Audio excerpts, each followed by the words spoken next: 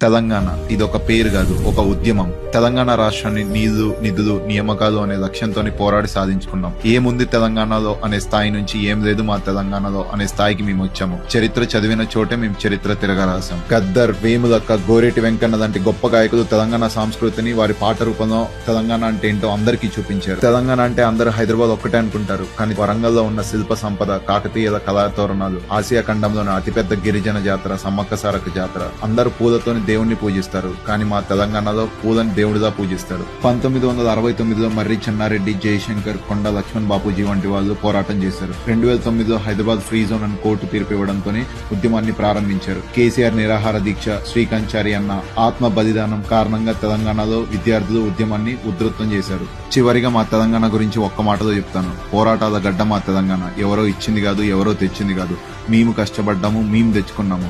ఎంతో మంది ప్రాణ త్యాగాలు, ఎంతో నిరీక్షణ, ఎన్నో ఉద్యమాల తర్వాత జూన్ 2, 2014 మా తెలంగాణ మాకు వచ్చింది.